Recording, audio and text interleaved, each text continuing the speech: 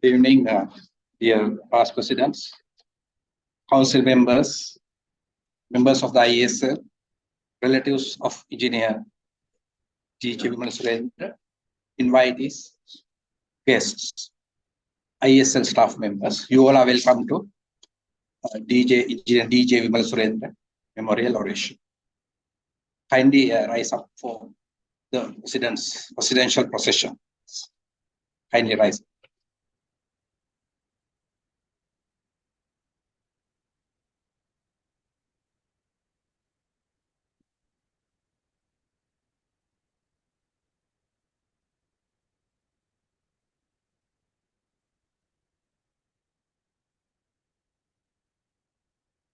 To start the event, now I orderly invite the following dignitaries to light the oil lamp. President of ISL, Engineer Dr. Kamal Laksiri. Two past presidents, Engineer Priyal De Silva, Engineer Chola De Silva, Engineer Dr. Narendra Silva, our speaker today. Two family members of Engineer DJ Wimalasurendra, Mr. Sarachandra Wimalasundara, son-in-law, Mr. Nuwan Wimalasundara, grandson, Engineer Chamil Edironi, Chairman Electrical, Electronics and Telecommunication Sectional Committee, and Engineer Neela Besekara, Chief Executive Officer.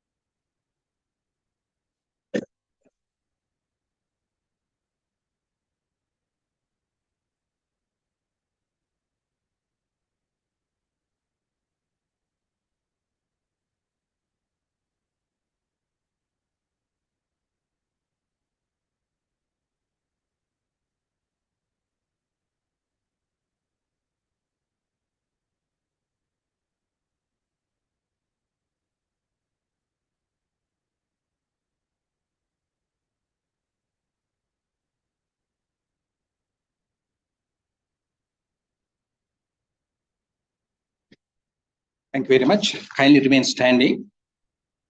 Now, to pay the tribute to late engineer DJ Wimalasurendra, now I respectfully invite President of the ISL, Engineer Dr. Kamal Laksiri, to garland the statue of Wimalasurendra.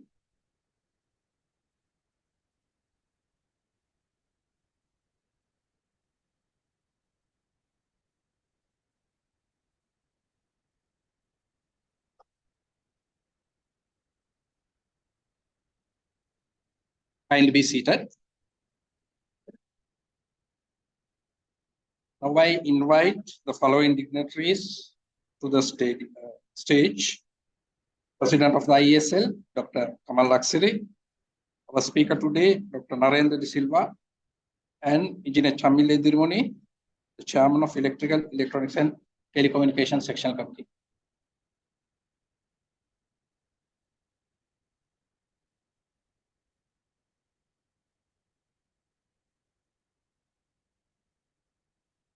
Thank you. Our next item is welcome address. I cordially invite our President, Dr. Kamal Laksiri, to give away the welcome speech. Over to you, sir.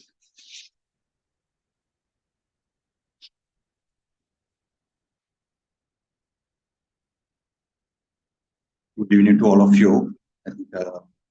2 days ago, we gathered here to commemorate Professor E.O.E. Pereira, one of the giants we had.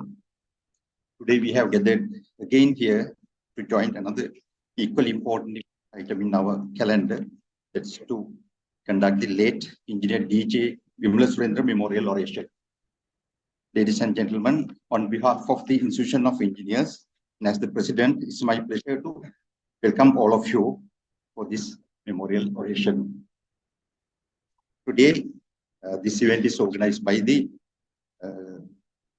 Electrical, Electronics and Telecommunication Engineering Sectional Committee of the ISL to commemorate 149th birthday of the late engineer DJ Wimalasurendra. Now let me formally welcome all of you, starting with our guest speaker today, Engineer Silva, my colleague, General Manager, Lanka Electricity Company Limited, family members of the late DJ Wimalasurendra who have joined us with today, President-elect Professor Ranjit Disanayake, council members, past presidents, all the invited guests, Engineer Chamil Edrumini, Chairman of the Electrical, Electronics and Telecommunication Sectional Committee of the ISL, Engineer Neela Besekara, Chief Executive Officer, Engineer Gunwadana, Deputy Executive Secretary, and the staff of the ISL, and all the members who are joining in person and online.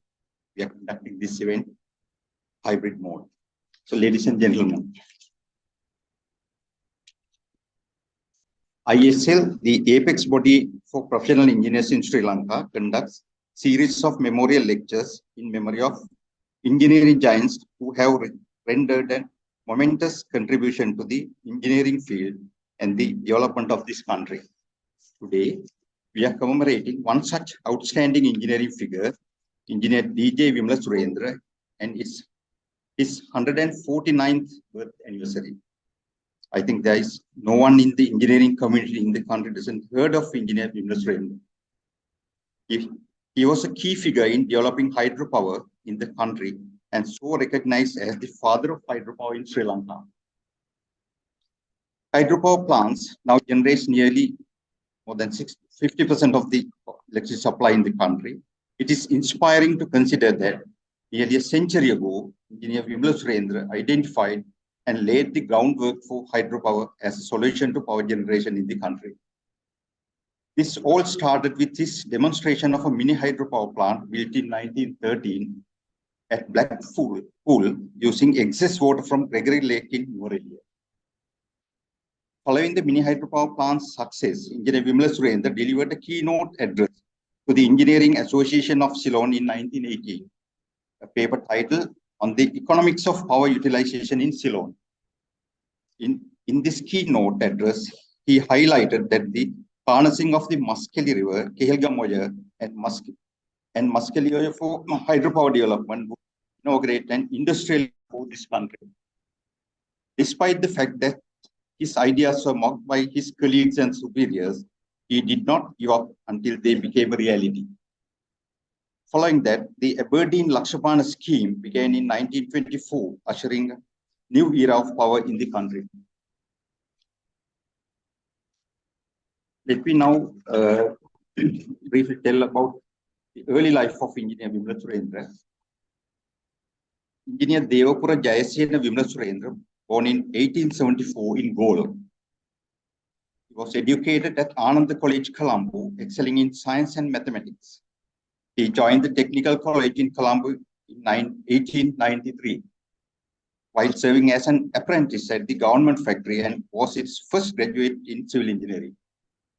He completed his engineering studies in 1898 by sitting for the examination conducted in India by the Institution of Civil Engineers, UK.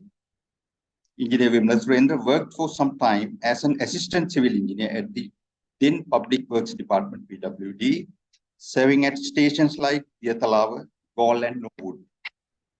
The famous Damodar railway track loop was designed and constructed by him in 1901 while being stationed in Diyatalawa. It was during his service at the PWD that he became interested in hydropower projects. In 1913, he proceeded to UK to specialize in electrical engineering and gained Faraday House diploma in 7 months, and also gained associate membership of the then IEE, the Institution of Electrical Engineers UK, currently the IET. In 1913, he constructed Ceylon's first small hydropower station in Blackpool between Nuwara and Nanoya to supply electricity to the Nuwara town.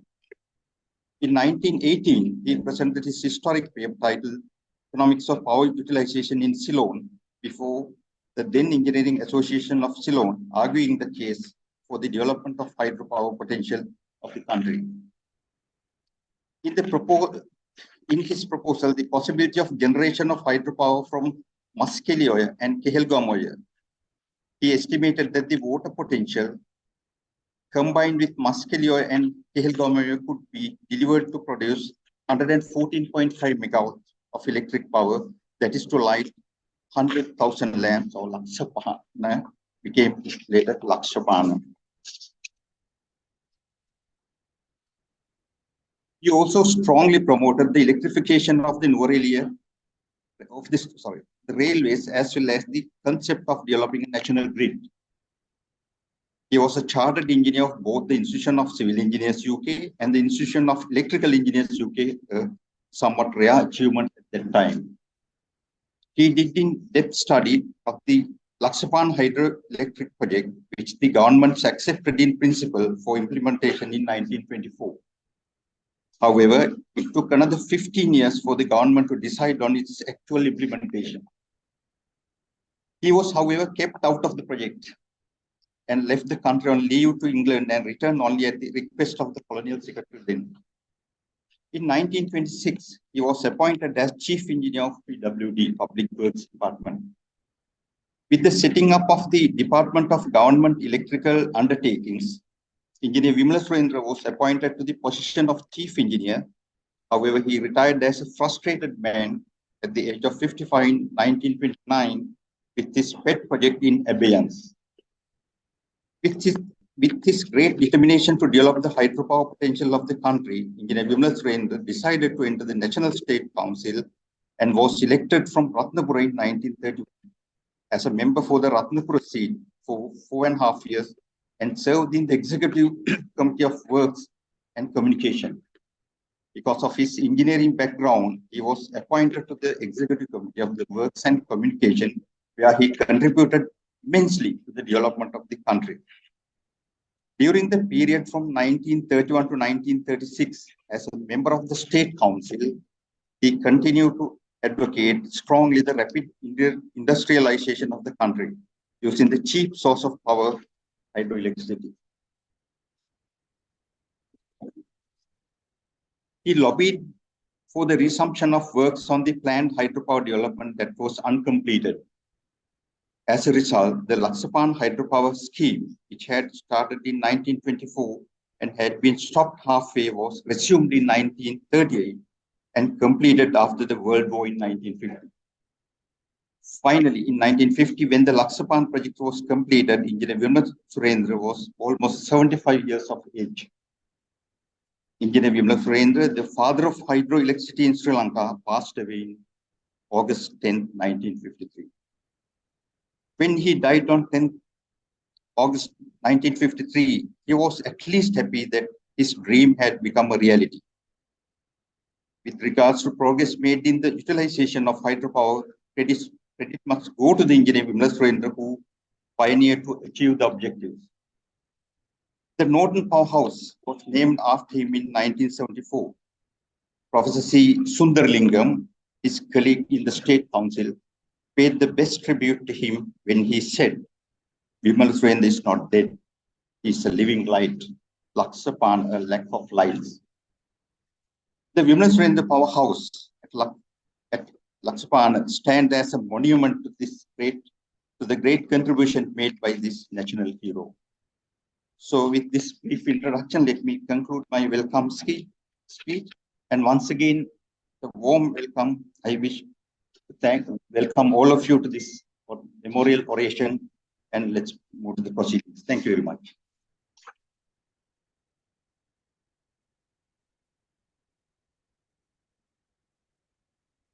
Thank you very much, President.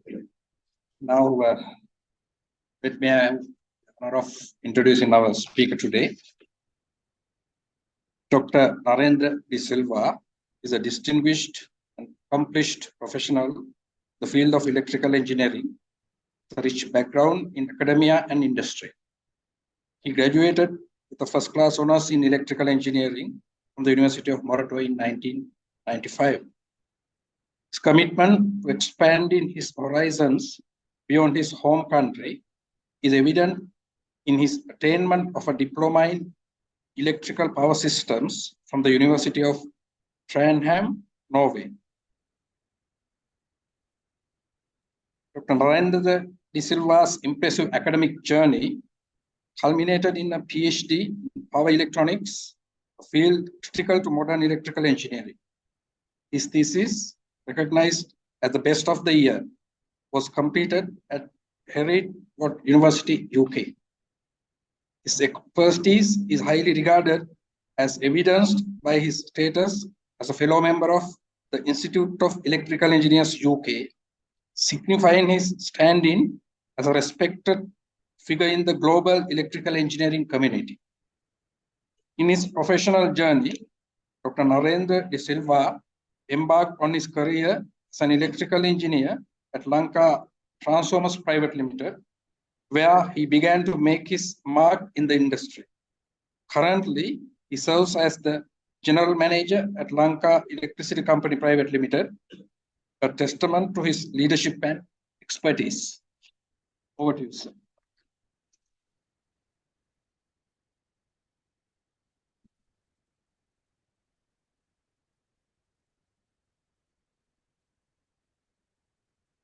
President of the Institute of Engineers, Sri Lanka, past presidents, the chairman of the sectional committee, all the distinguished members, dear colleagues, good afternoon to you. I take it a great pleasure in delivering this very important oration of the Institute, DJ Wimalasurendra Memorial Oration.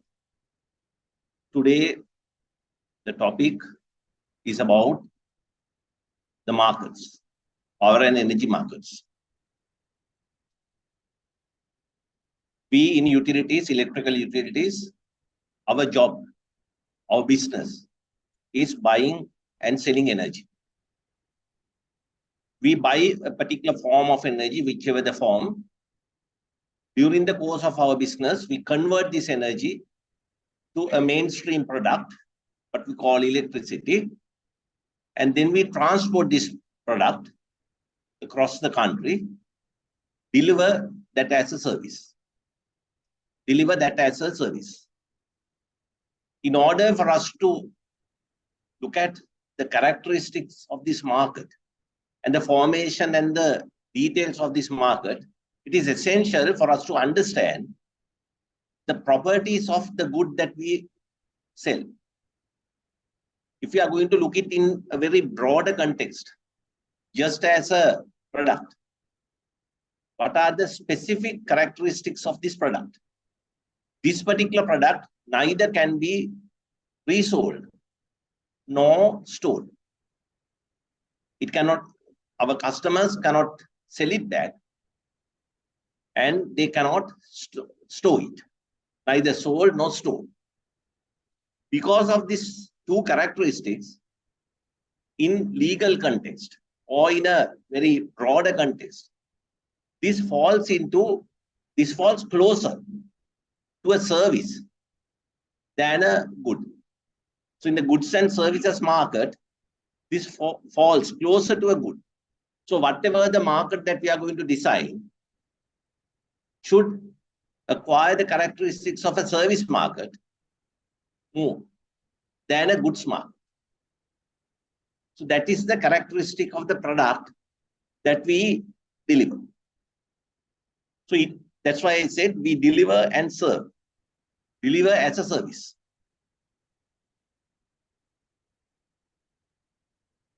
So our business in electrical engineering terms, we call generation, transmission, and distribution.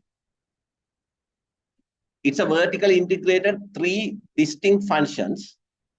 We generate, whatever we generate, we transmit, whatever we transmit, we distribute. Whether it's restructured, whether it's done by various organizations or otherwise, it is a vertically integrated thing. It's electrically interconnected. from top to bottom, generation, transmission, and distribution. But there is an issue in this business, this vertical integrated all structure. The problem is most of the characteristics that the modern world sees apply differentially across these three businesses. Eventually, this stack of businesses evolve into three businesses. Short while we'll see how exactly that happens. In modern markets, it says that the modern markets are characterized by four features: freedom of choice, economic efficiency, social equity, and transparency. Over the last, if not last decade, at least last 50 years, the markets were evolving in appreciating these four factors. The weightage that the markets and the society has given on these four factors have evolved our society and our markets into entirely different forms what the markets were probably 50 to 100 years back. So this particular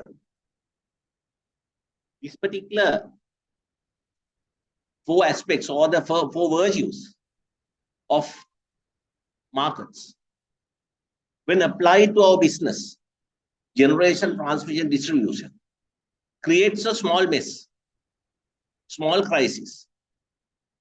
Because these four factors, four virtues of markets, apply on our business entirely in a differential manner. Generation may be very, very focused on economic efficiency and probably transparency, whereas distribution may be much focused on social equity and freedom of choice. So these four characteristics, any product or any business which it does not acquire or which does not qualify in this scale, in these four virtues, will fail in the market. That's a norm of the modern markets. But the problem is, various of our businesses, the focus and the intensity of the application of these four principles is different. The most accepted philosophical reason for the sector restructuring is this. A lot of studies were being done and a lot of interpretations are there in the academic world, interpreting the reason as to why that this electrical sector is under disruption. But the most settled philosophical interpretation for the settlement, for the disruption of the electricity market is the four virtues been applied on our markets, our business in differential manner. So naturally, a single governance, a single organization cannot focus on, which is doing all these three jobs, cannot apply the requirements of the market demands on the right proportions and right intensity to qualify the final product into the market with these four virtues. This is the interpretation that the academics give philosophically as to why that this utility restructure or the utility disruption is taking place.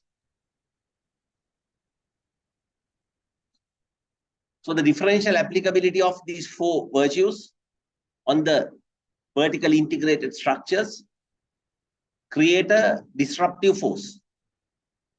This was over the time. This was maturing over the time for the last 50 years probably. It was going on. The pressure was building on until somewhere in 1990 in Chile and Peru, a snowballing effect started. It's with the El Nino and El Nina activity. The Chile was they were running on hydropower and there was a hydro scarcity. They got to go modernize or they got to diversify their generation, that started this whole business. British power sector under Thatcher's government in 1992 got restructured. This is the time that this started breaking off.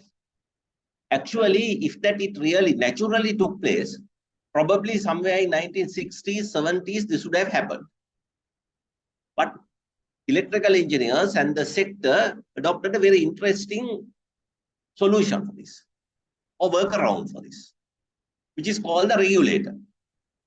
We dress the skin of these four virtues in this vertically integrated structure by a guy called regulator.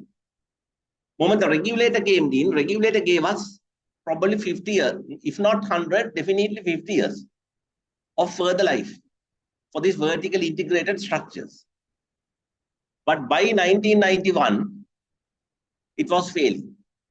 It was crumbling down. Even the regulator could not hold the fort. It fell under this disruptive force of these four virtues. This is the starting point of the utility restructuring. Actually, I'm not going to talk about utility restructuring here. The subject matter is on markets, but markets are strictly connected with the structure of the utility. So I may be here and there touching the structure as well.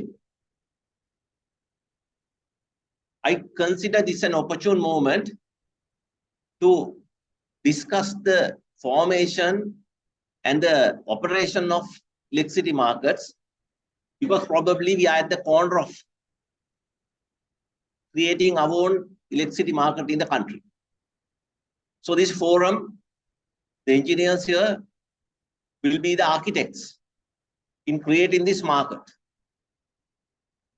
So I will go a little bit, I beg your permission to go a little bit deep into this subject, little bit of integrate techniques, technology associated with the formation of markets during this short period.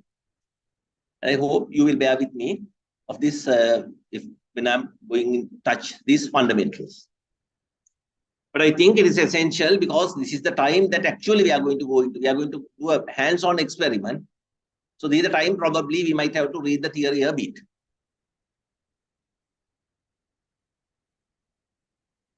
Markets.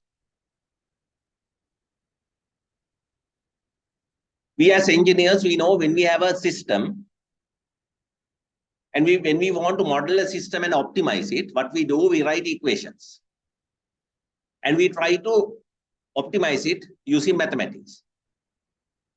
If the number of equations is something like 5, 6, and the variables are 7, 8, then probably we'll opt to do it mathematically, physically, on paper to solve it.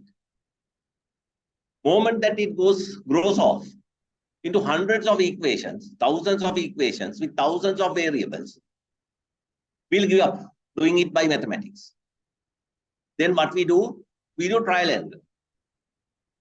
We try one solution, failing which we try to guess a better solution. We set a set of rules to guess the better solution and apply the next solution. If we do it number of times, if we do it recursively, iteratively, sufficient number of times, we will converge our solution down to the optimum, at least close enough to the optimum. And this particular business we call dynamic programming. In engineering, we call it dynamic programming.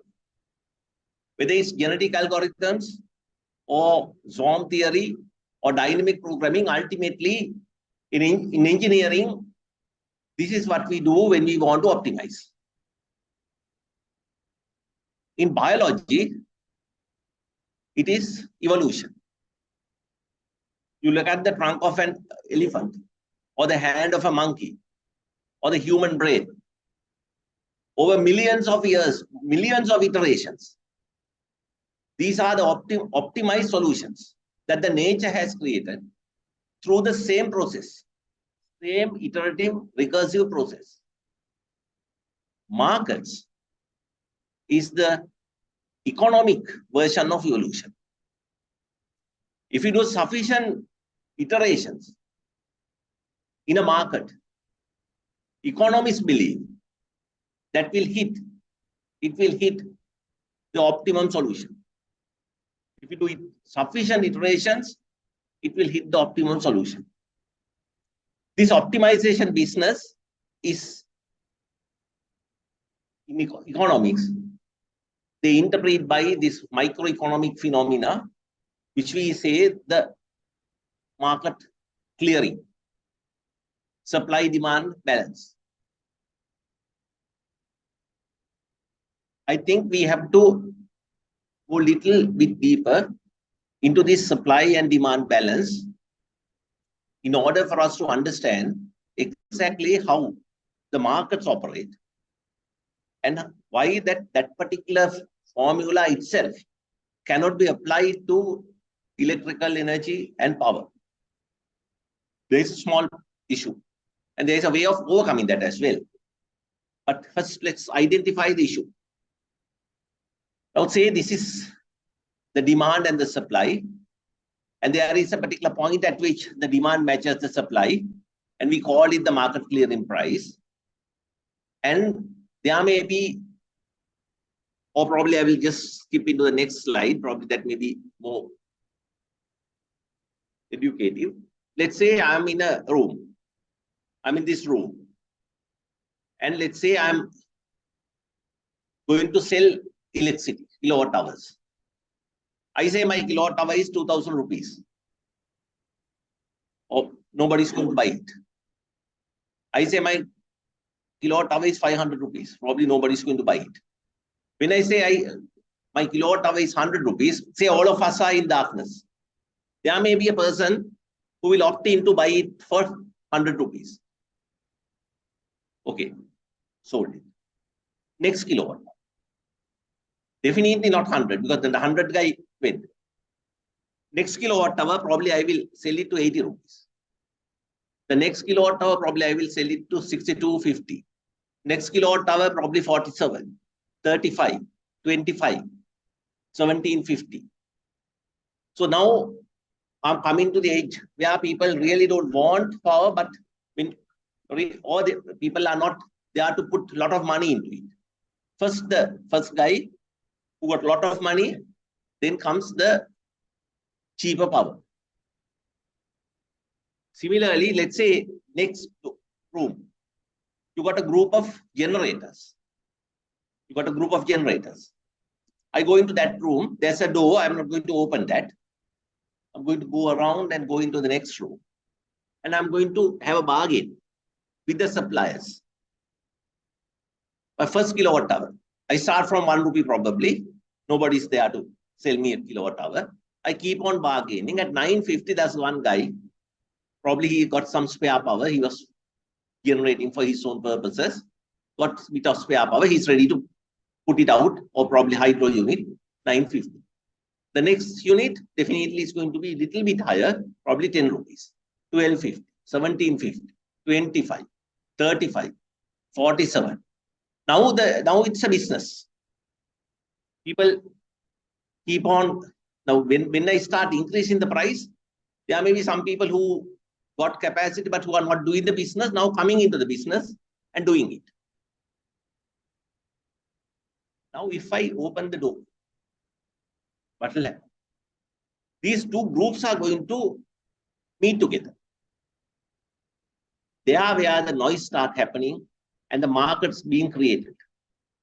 In this market, there is a very interesting thing which is going to happen. Trading is going to take place in 300 rupees. Trading is going to take place in 300 rupees. Up to now, I'm pretty sure all of you in your undergraduate studies, this particular business was very well learned. But there is an important thing here. You see the guy who was ready to buy it for 100 rupees. For 100 rupees. He got his kilowatt hour for 30 rupees. In his pocket, there's 70 rupees ready to be dispatched for kilowatt hour. but he didn't have to dispatch it. For 30 rupees, he got his kilowatt hour. Next person, 80 rupees. He also got it for 30 rupees.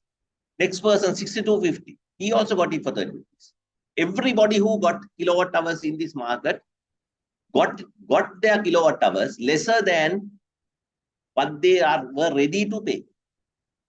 Equally, the suppliers, everybody who sold kilowatt hours, first person was ready to sell it to 950, but he sold it to 30. Second person was ready to sell it to 10, sold it to 30. Everybody who was ready, who sold kilowatt hours in this market, was ready to sell it to lesser price. They also got a benefit. This is the phenomena of markets. The phenomena of markets. Economic efficiency is created in markets through this mechanism. We call this consumer surplus and the supplier surplus. Consumers got a surplus and suppliers got a surplus. This is a very interesting phenomenon. Now, if you don't open it to the market, at the moment in Sri Lanka, what we are doing, we sell for this 100 guy, we sell kilowatt hour for 100. For the 80 rupees person, we try to sell it to 80. So we differentially sell kilowatt hours. And equally, the person who is ready to give it for 950, we think, no, we should not create an unnecessary business for this person. He is ready to sell it to 950, let's buy it from 950. Next person, 10, let's buy it from 10. So we are not going to create a consumer surplus or a supply surplus. We are trying to engineer this market. We don't allow that evolution to take place. We try to engineer the market, but it is proven that this particular engineering always fails. This particular engineering always fails. So this is very important when we go further into the analysis of markets, because in the spot market, what is going to happen is people are going to bid for power, and at the market clearing price, everybody is paid. At the market clearing price, everybody is the same phenomenon. When I'm telling it for apples, when I'm telling it for pears or banana, people accept it. Because people are used to that. When they go shopping, this is what's happening. But when that is being told for power, people feel a little bit upset. Why? There was a guy, he's ready to sell you 950. Why do we pay 30? Why don't we pay him 950? But in the spot market, you got to understand, this is what is exactly happening. So in the spot market, the buyers and sellers will meet. They'll offer their bids, and there will be a market clearing price. For the market clearing price, everybody will be paid. They are the suppliers, generators who are bidding lesser will get more. We should not stingy for that particular purpose, for that particular matter, because that is how the market works. Forget electricity market, forget power market. Look at the other markets, your rice, banana, fruits. Every market works like that. This is a fundamental principle of markets. So that's why I said probably I will just go into the fundamentals just to bring forth this particular factor into the limelight of the engineering fraternity. When the markets operate, the principle of markets is at the market clearing price, everybody will be paid no matter what their offers are. We feel a little bit upset about it, but that's how exactly it works.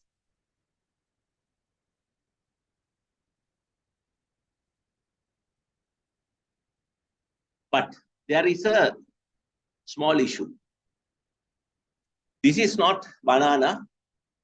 This is not apples. This is electricity. Electricity is governed by a different set of equations. Power flow or system operational criteria. So it is not that you just let the market to operate, market to settle in a particular settlement, where there are generators connected in the network in various places. So everybody can put their kilowatt hours into the network and get it from another place. It doesn't happen that way. There are underlying physics, underlying equations, which start making that particular trade a mess. We got to do it according to the physics, according to these engineering principles. How exactly are we going to do this? Markets find that is one business.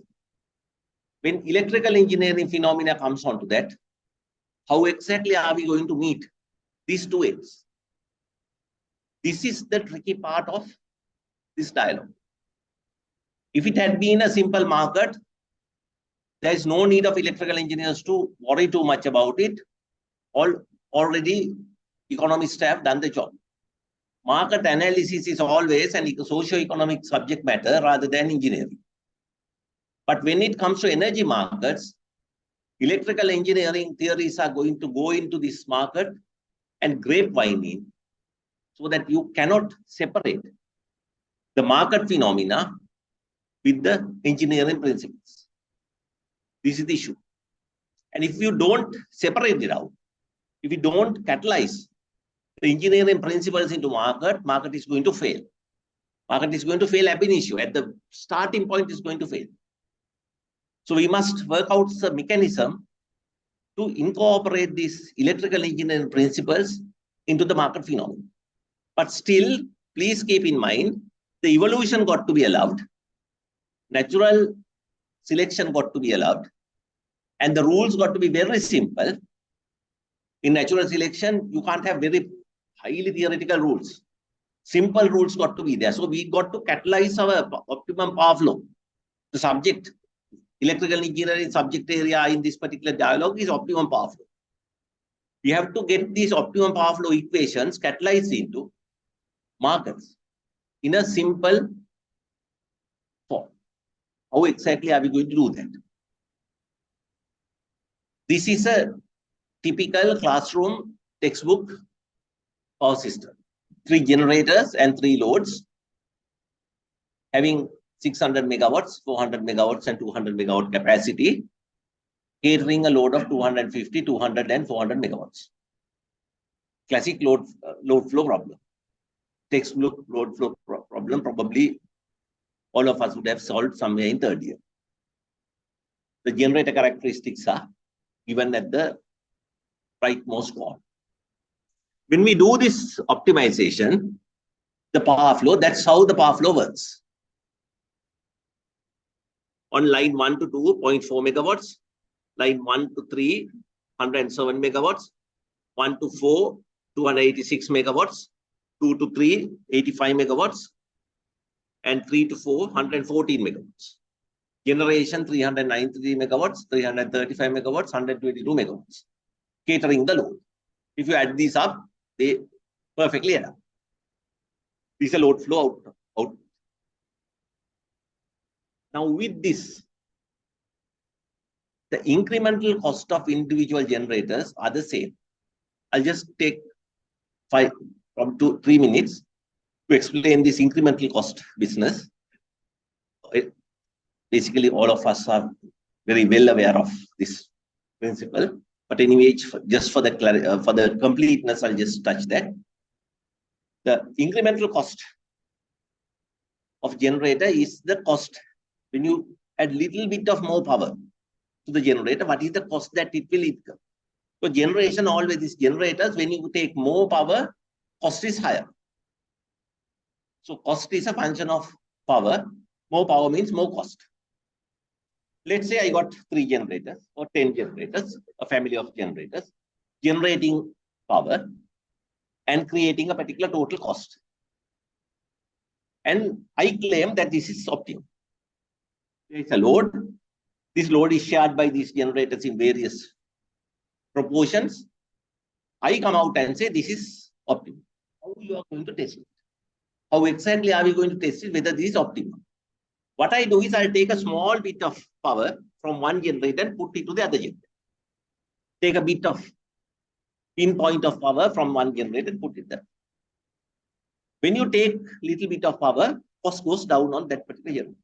And when I put it here, the cost goes up. So once when you do that, if the total cost remains constant, and if I do it 100 of times in all the generators, every time I do, the cost remains constant. I'm sure this is optimal. Because cost cannot go any further down.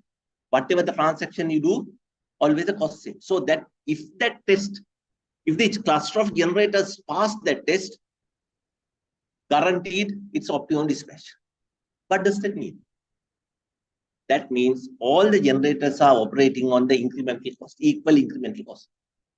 Because when you take one bit of power goes down, next you put it goes up, total remains same. That means whatever reduced is equal to whatever increased. So when you do it for all the generators, if all the generators increase and the decrease matches, that means all of them are dispatching equal incremental cost. So when you do this optimization, you see all the green numbers are the same. The cost of all the generators, the cost formula is this one at the rightmost corner. That's the cost formula for the three generators. A plus BP plus CP square. And P, the ABC parameters are given. So that's the cost formula. So according to this cost formula, if I put that into this power system, this is called optimum power flow. I let the optimization also together with the power flow, we get equal incremental cost dispatch. So the cost of the generation, cost of power on each and every bus is the same. Across the network, on all buses, if the losses are not there, we'll assume this loss is very small, they are the same. This is how generators are being dispatched. As far as this is there, no problem. We can go to market because this cost is same. No matter from where you buy it, the cost is same. We can let the market to operate. Problem solved. But let's say I have a small transmission constraint. We call a flow gate. Let's say on this line 1 to 3, I got a problem. I can deliver only 100 megawatts. Now it's 107. I operate a flow gate. Reduce to 100 megawatts. Moment we reduce that, moment that constraint comes in, the generator dispatch is no more optimum. The right term to use is no more optimum. That cannot hit that previous optimum point. Because previous optimum point is 107. If you want to deviate it, definitely it will go out of 107. Now, moment that is being deviated, the incremental costs are different. Now on the 4 buses, the incremental cost is different. This is the issue. Moment transmission constraints hit on the network, individual incremental cost of the buses are going to be different. And now there is a problem. We don't have the freedom of buying power as we want. The market cannot now operate. Market got to build this particular the constraints got to be built onto the market. How we do it is that we give there are various methods we do that. The usual method is we give it a supplement. We call it the additive supplement. We put a delta X, cost variation from the previous optimum point on each bus. Then what we do is we create the locational spot pricing like this. Marginal fuel cost of the generation, marginal maintenance cost of the generation adds up to the generation internal costs, quality of supply of generation. This is actually the certain quality requirements, reliability requirements, plus the revenue reconciliation cost of generation. These all 4, the blue boxes, add up to total cost of generation, marginal cost of network, quality of supply of network, and revenue reconciliation cost of network. These three add up to network cost. This whole thing adds up to the price. What exactly we have done? We have done a trick. Let me explain this in a more conducive manner. What we have done is, let's say I'm going to buy banana. I have 4 markets, A, B, C, D, and I'm residing closer to A. I have a company which is buying, is selling banana. Let's say I want to buy banana from the market. I'm living closer to market A. I want my people to go and buy more banana from market A because easier to transport. How am I going to build that into this market phenomenon? What we do is we say we add the transport cost. We say you optimize not the buying price, but buying plus transport price at the doorstep of the factory. Do the optimization. Then, even if there's some cheap banana in market D, probably people will resort to buy it from banana from A, because once you add the transport cost, A looks cheap. This is simple as that. We add those supplements in the optimum power flow into the equation. We do that in 2 ways. Either we do it as an additive supplement or multiplicative supplement. Either we multiply it by some K value more than 1 to increase the price, or we add it. Whatever the manner, locational prices are being augmented based on the power flow cost or the constraint cost of power flow. That's how the simply markets are created. So the very simple business, you get your pricing, run the optimum power flow, get whatever the correction, add that into the price, and create a spot market in which people bid. Sometimes there are 2 ways that the world does this. Sometimes what it does is you come into the spot market, you trade it in the spot market. Once when they are going out, they got to pay the supplementary cost. If you have bought power from far away, Hambantota bus, for the transmission licensee, you will have to pay a little bit more money in getting it down to the load bus. So there are various implements, but eventually what happens is markets are being flavored, supplemented with the power system optimization equations to balance, skew the markets towards the optimum solution and let the things to roll. As we know, when the things start rolling, it boils down to the optimum point. There's one small point I think which warrants at this particular point to discuss. Even though we say that this optimization takes place, markets does marvelous job in optimizing things. Unless you have enough number of interactions, unless you have enough number of players and enough number of interactions, markets are going to take a very long time to create the optimum solution. When you don't have much of players and when you don't have much of activity, transactions, the markets will take very long time to boil down to its optimum point. In such event, what we do? What the engineer's solution for this is, they first do the partial optimization.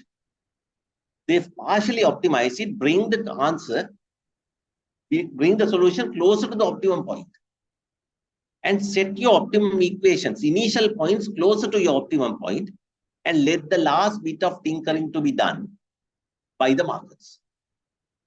This is what the engineers do. In practical terms, what we do is when you do power sector restructuring, power sector reforms, you create structures, efficient control systems, efficient regulations, do a bit of engineering to get this quite close to the optimum point and let the last bit of tinkering to be done by the market. If we don't do that, of course, markets can create its own structures. Markets are competent of doing that. Evolution created the elephant's trunk. So markets will do that. But the problem is it will take very long time if the transactions numbers are not enough, which will fail the confidence of the players, fail the confidence of the public, and fail the confidence of the players, so that eventually they will give it up. People will say this solution is not going to work. So because of that reason, especially the Sri Lankan market, this kind of markets, we got to bring the structures and the rules correct, so that the last bit of tinkering the markets will do. Having said that, I will just come back to our market dialogue. Let's say in this market, at node 1 and node 2, A and B are doing a business. Locational marginal price of node 1 is 30 USD and node 2 is 40 USD. 100 megawatts being transacted. So A supplies power, A is a generator, he earns 3,000 US dollars. B supplies power, B purchases power, he pays 4,000 USD. Network charge is 1,000 USD. This is the simple, every node will have a price. When you can plug it to the node, you pay the nodal price.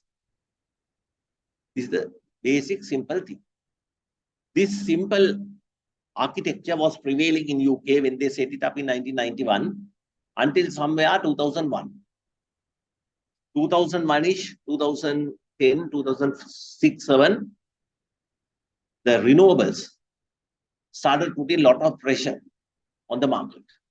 Not only renewables, there are external transactions out of the market started taking place.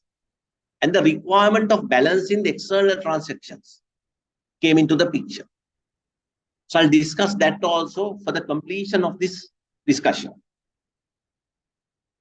Let's say they have gone out and established a contract for 5,000 USD, for 100 megawatts, 5,000 USD. Whether such a contract is there or not, when you enter into the market, got to pay the price. Cannot plug node 1 without charging 30 rupees. Cannot plug onto node 2 without paying 40 rupees. That's the market principle. So if physically these plugs are going to be plugged in, got to pay for the market. Now the problem is B is paying 5,000 to the A, because there's a contract outside. How to balance this?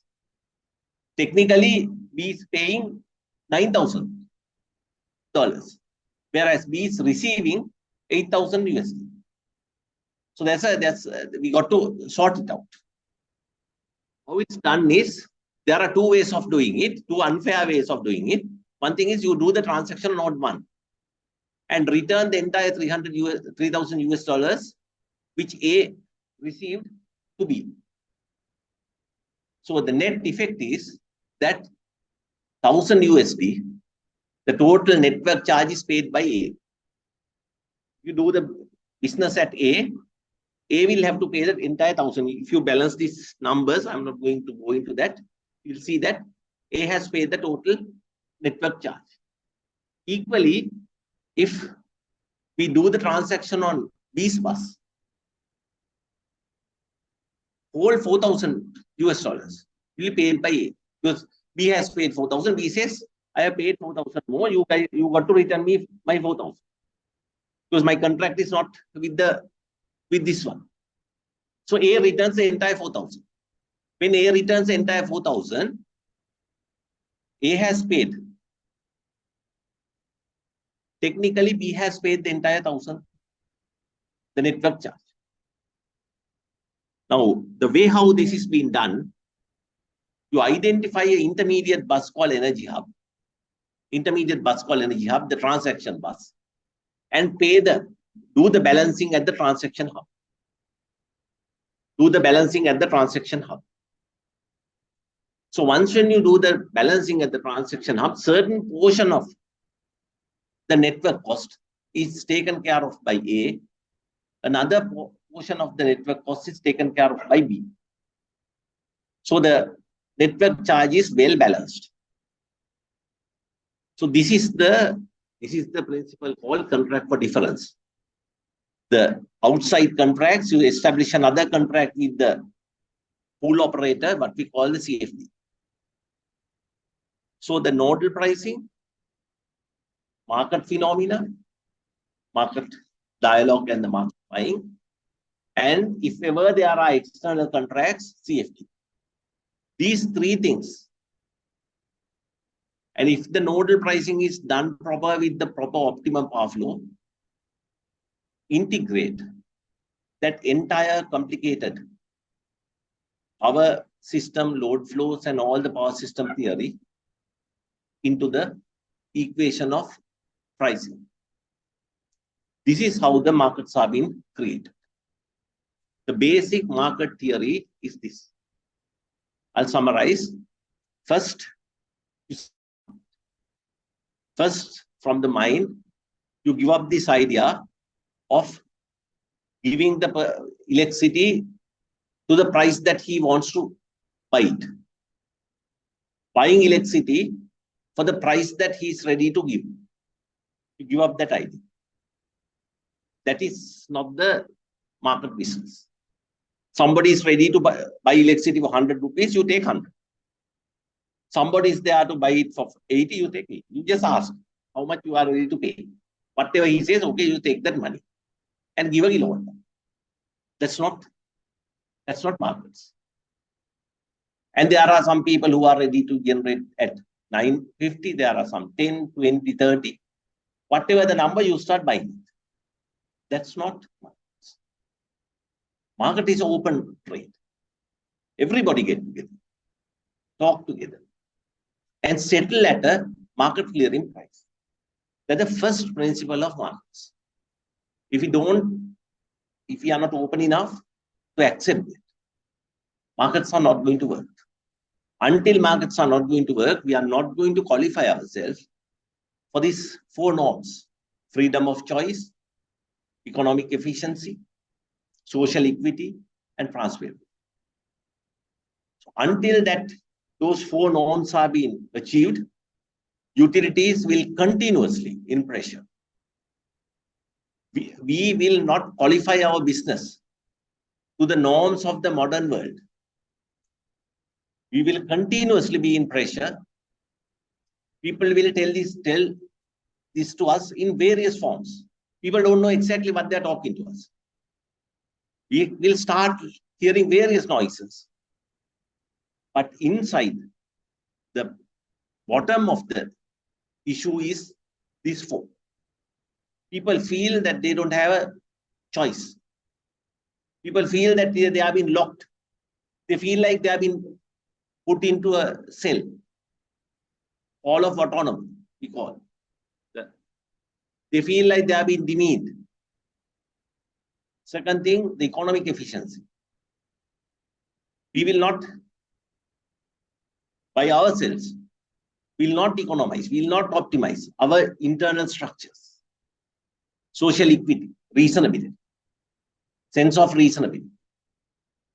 We lack that concept and the transparency. We will never, cannot open the utilities doors to the outside, because there are a lot of internal dealings. Because the moment you find a guy who is passing through, who is ready to pay for 200 rupees a kilowatt hour, you take that money. So when you start taking that money, there is another person who is ready to buy it for 10 rupees, you take that also. So that you cannot expose this business to this person. He'll ask you, wait. You gave a kilowatt hour for 10 rupees for this person. Why you take 200 rupees from me? No answer. Can't open. You got to close the house. You got to receive that transaction. So transparency cannot be achieved. Until these 4 are being achieved, we will not qualify ourselves to the standards of the modern world, standards of the modern transactions. And throughout the time, will be in pressure. So first and the foremost thing, we got to accept the fact that this market clearing business is all right. No matter what the people are ready to pay, that is his own problem. The cost is this. For that cost, we are going to sell it. That is determined not by me, not by anybody else, by the market itself. Moment we have that.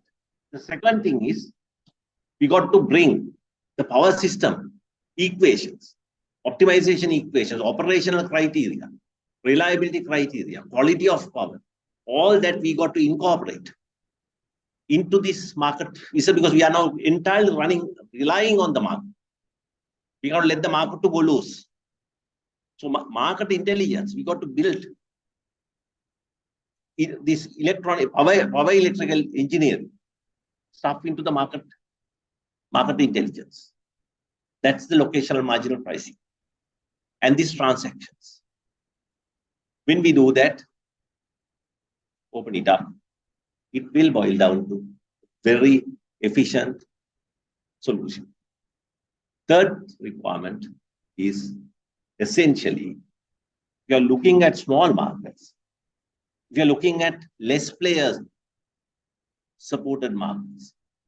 If you don't expect the market to last for a very long time without losing the confidence of the players, do the mathematics first, bring it as close as possible to the optimum point, and set it as the initial point and release it. The physical way of doing it, that is to create the right structures and right set of rules.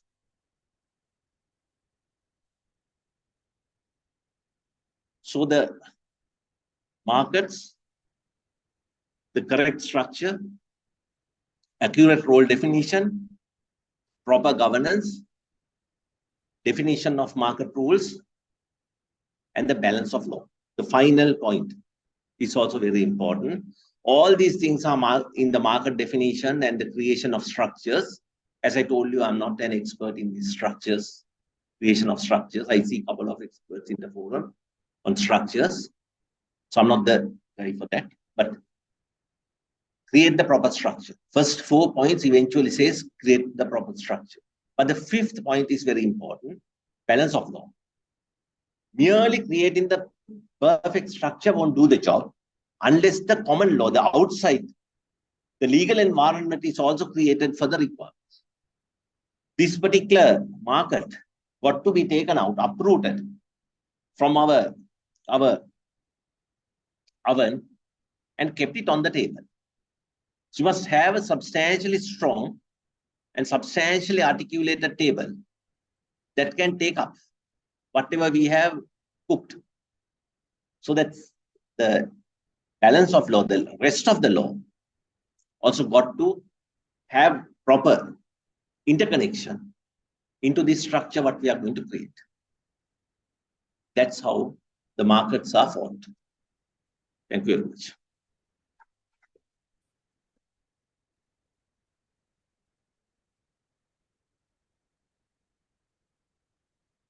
Complicated market analysis. Thank you very much, Narendra De Silva. Our next item is presentation of the memento to our guest speaker. I kindly invite President Dr. Wimalasurendra to give away the token of appreciation to our speaker today.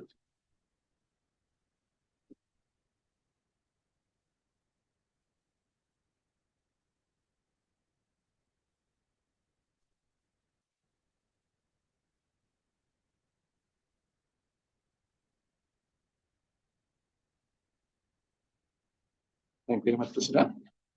Our last item today is giving away the vote of thanks. I invite our Chairman, Electrical, Electronics and Telecommunication Engineering Section Committee, Engineer Chamil Edirimani.